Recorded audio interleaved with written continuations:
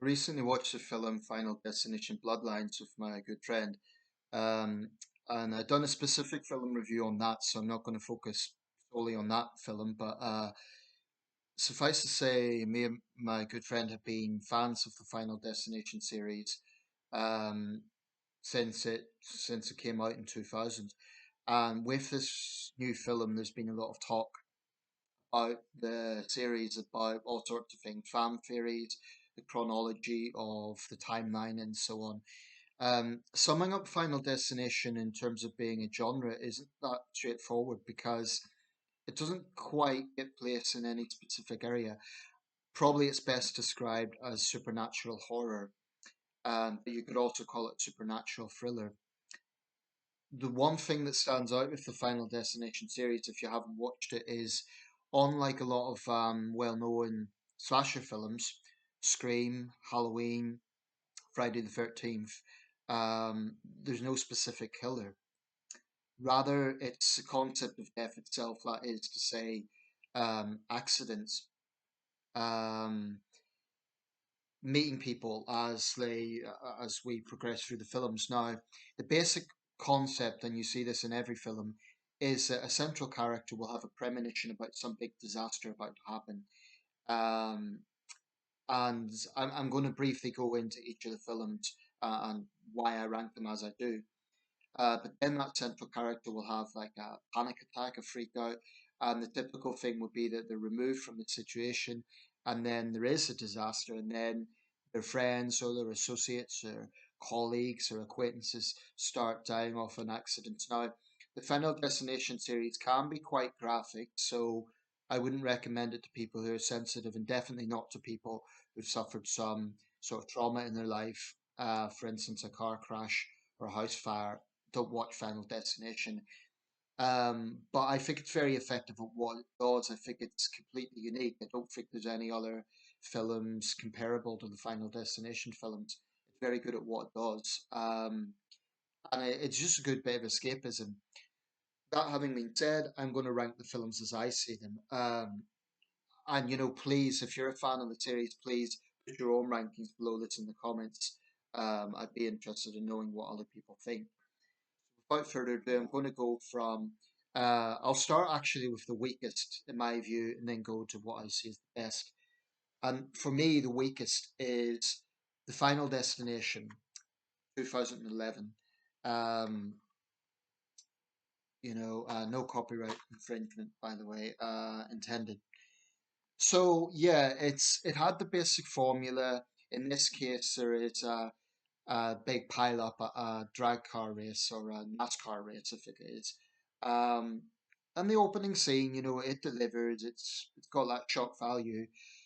There was a big thing with the Final Destination that it was marketed in 3D. In fact, my DVD actually has 3D glasses. Now, I personally find 3D uncomfortable. It's kind of incredible in the 21st century that still haven't developed 3D glasses that are comfortable. Why can't they get a little Velcro band thing that you put around your head rather than a sort of plastic or cardboard glasses? So for me, 3D doesn't really do anything for me, to be quite honest. Um, it was somewhat effective on the big screen. But the problem with the Final Destination, we can also call it Final Destination 4. I think they marketed too much on 3D and the story wasn't great. The characters are forgettable. I don't think there was much of a connection to the characters. I just don't think they took it as seriously as the other films. I'm not saying that Final Destination's meant to be a deeply intellectual sort of film, but I just felt the Final Destination um, was a little bit lazy in terms of what I think there was a focus on. Okay, 3D, people are going to see this. Um, the ending was probably actually okay in the shopping mall. I should say, by the way, there's spoilers here, so if you haven't seen them, maybe that I will have spoilers. Whole shopping mall thing and the cinema scene where the main character, played by Bobby Campbell, he's trying to prevent what's happening. That was quite well done, I guess you'd have to give it that. Another mistake with this film is they called it the Final Destination when it wasn't. Then they came back with Final Destination 5, so it wasn't even the last. I just think it's the most forgettable of the series. Some of the accidents are quite, the deaths are quite graphic, but honestly, of the six films, it's the one that I think's most forgettable. Um, there's even a racist in it, and his death is it's almost comical. It's almost like done in a way that's cartoonish. Because he goes to plant a burning cross outside the black guy's house, and then he gets caught on the trailer truck, and it just the whole thing just felt a bit cartoonish. Maybe that's the point. So yeah, I do put the Final Destination as the weakest. Having said that, taken purely on its own merit, I still think it's a decent film. It's like if you compare this to a lot of other horror films out there, psychological horror films, or it's an okay film in its own right, but I wouldn't. I definitely think it's the most forgettable of the Final Destinations. After that, I put Final Destination 5. Actually, excuse me, I said 2011. It was 2009 the Final Destination was released.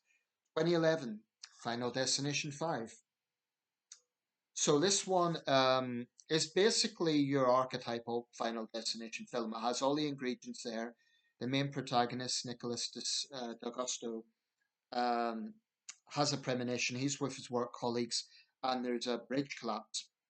Cinematically, it's impressive. It's a shocking sequence. Some of the deaths in this one are memorable. The reason I keep mentioning deaths is that it's the whole marketing thing of Final Destinations about death itself. So there's all sorts of creative ways in which, like I say, don't watch them if you're a sensitive person. Let me just say, there's a laser eye surgery scene. There's a spa scene. I think it's an okay film. Um, why did I put it second from bottom? Because I don't know. Again, one doesn't quite connect with the characters the same as I think they do certainly in the first film. So it's better than four, but it's not as good as some of the others. The ending is actually goes full circulation, and there's been a lot of talk about Final Destination 5. So, although it was released in 2011, it's actually set in 1999, before the events of the first film. So, it's actually a prequel. And that's quite a clever touch because you sort of think, well, where can they go from the Final Destination? Make a prequel. So, that worked. Um, and it's got some good scenes. Like I say, the reason I put it second from bottom, I just don't think the characters are somewhat forgettable. I don't think they're the most memorable characters really. You always have like the token smart aleck. You have maybe a ditzy girl or a materialistic type girl. You have the main guy or girl, but yeah, I don't think the characters were as memorable as some of the others. Third from bottom, or roughly halfway through, I rank Final Destination 2. Now, in some ways, Final Destination 2 is one of the most important because it connects all the other films. It's in some ways it's the most intelligent. There's a lot of layers to Final Destination 2.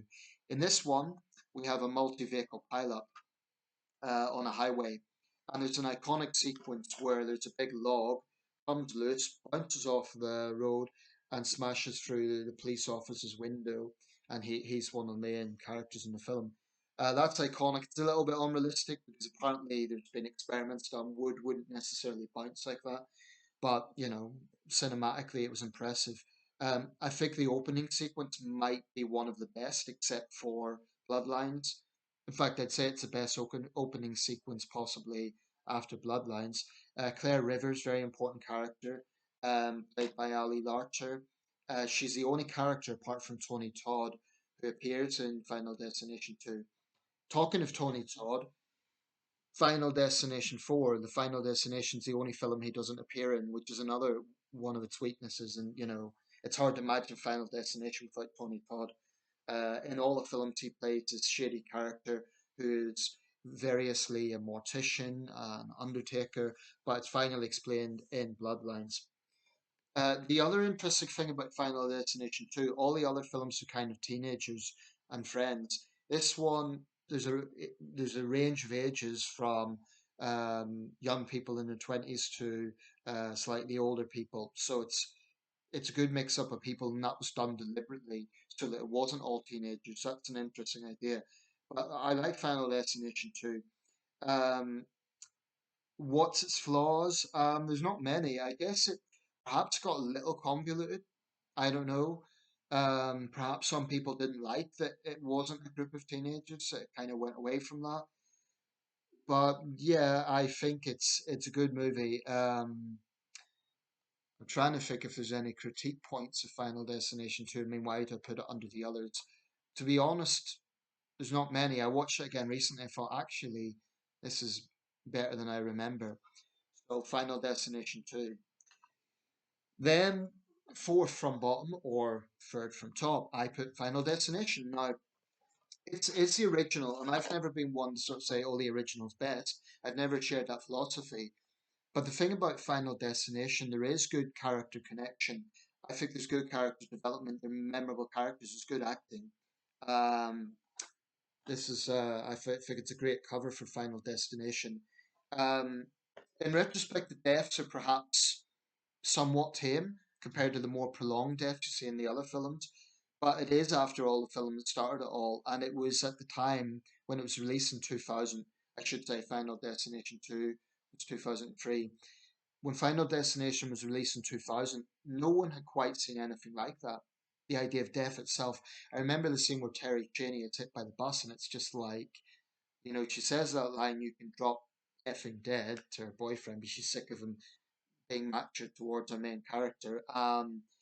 It's iconic, and I remember there was an audible gasp in the cinema when that happened. It was Final Destination. In this, the premise is our main character has a freak out as he's going to France on a plane, and they show that in Final Destination 5. Actually, like I said, it goes full circle. The main characters in Final Destination 5 are linked to the events of Final Destination. But I really like Devon Sawa and Ali Larter in that film. I think they've got great chemistry. Claire Smith is the obnoxious jock. Um, I just think the characters are memorable. Valerie Luton is a skeptical teacher, um, or maybe skeptical is the wrong word, but she's clearly having some sort of PTSD. It's just a memorable film and it's groundbreaking. So yeah, I rank Final Destination highly. The only flaws is, in retrospect now, the deaths are relatively tame. There's not that much suspense in them. They're all quite fast. So compared to the other films, there's less suspense in that regard. But it's a unique film and it spawned the whole series, so it always has to rank highly. Now, in the top spots, I had put Bloodlines at the very top, but I watched Final Destination 3 recently, and I'd probably put them on par. So Bloodlines have already done a film review. Um, well, I'll talk about Final Destination 3 first. Firstly, a bit of bias, I have to admit. I do have a soft spot for Mary Elizabeth Winstead. She's the final girl, the main protagonist in this. This one's set on a roller coaster. Released in 2006, it went back to the concept of teenagers. Um, Actually, her character's a little bit cold in the film. She's quite cold towards Brian Merriman, who plays the friend of, or the boyfriend of her friend. She sort of says, let's face it, we would never been even hung out together. So she's a bit cold, but it's got depth. The roller coaster sequence hadn't been done before. That was a new thing. The thing about Final Destination 3, it's sort of in the middle of the franchise, so it doesn't necessarily have huge significance in terms of connecting the other films, but it's an absolute perfect Final Destination film. All the ingredients are there. You have all the types of characters. You have the sort of main protagonist who's trying to warn the others. You have her sidekick in this case, like I said, played by Brian Merriman. You have the obnoxious jock. You have the theatre guy. You have the ditzy girls, and in this case, they have perhaps the most famous death sequence in any of the films, which is the infamous tanning bed scenes. And the way that was done with suspense, it's really quite haunting. If you don't know, basically two teenage girls go into a tanning bed, it malfunctions and they get burned. It's a pretty horrific scene, but it's done with the juxtaposition of the song "Love Roller Coaster" by Ohio Players, and It's an iconic scene. Um, the ending is important too. I just think Final Destination 3 is the perfect Final Destination film. Um, so yeah, that's why I rank it so highly. And like I say, I do have bias towards Mary Elizabeth Winstead. I think if you look at some of her work, like Bobby, if you look at her singing talent, she's multi-talented lady, absolutely stunning as well. So I'm a straight guy. That's a factor. Um, yeah, Bloodlines. I've already done a film review, so I won't go into too many details. But the opening sequence, it was something new that hadn't been done before. Because my question, when my friend kept saying they're making another Final Destination film, I was skeptical. I said, well, where can they go from Final Destination 5? And right enough, they did. So they go way back, make it a period piece. The opening sequence on the high-rise building on the viewing tower was absolutely visually stunning on the big screen. The tension, it's unparalleled. I think it's like I say, Final Destination 2 had a good intro, but Bloodlines is unsurpassed. It really was masterful in terms of the suspense, in terms of the build-up. And as my friend pointed out, being a period setting makes it a little creepier.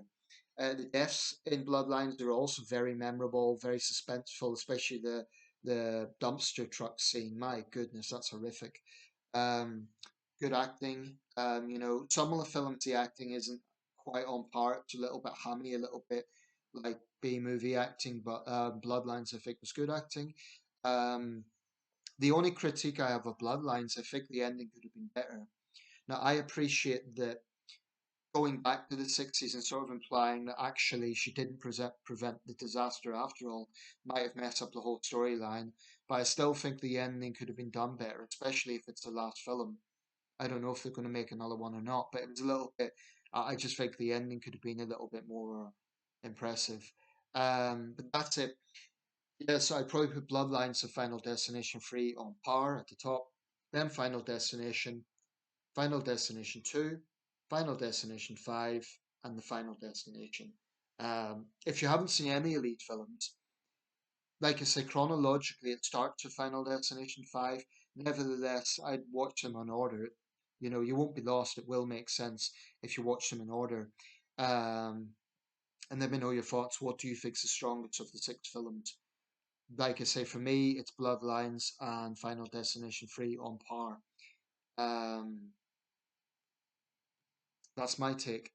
Let me know how you see it if you are a fan of Final Destination. There's a lot of ingredients there that are necessary. You have to have suspense. You have to have characters who are somewhat empathetic. I mean, if you can't have any connection to the characters, if they're all obnoxious, then it's not going to work. So that's another thing that's important. Let me know your thoughts on the Final Destination series. One last thing, if you are a sensitive person, please don't check this out. You'll be because it deals with accidents, it deals with tragedy. Um, some might argue it's in bad taste, but it's exploring the concept of fear of death itself, and that is where the fear factor lies, and it's good at what it does in that regard. And the other thing is, it's all fictional. It's not based on any real life tragedy. So I don't think you can really say it's in bad taste when there isn't an actual named disaster in any of these films.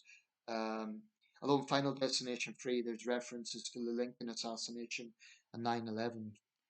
In Final Destination, there's a reference to the death of Princess Diana. So there's some little allusions there to real life cases. Um, I'm going to wrap this up. Uh, Finally, there are a few people out there who have actually had premonitions and they've sort of warned of, for example, murders before they happened and things like that. So if you get the box set, some of these have very interesting behind the scenes or documentaries. Do check it out. Thanks for watching.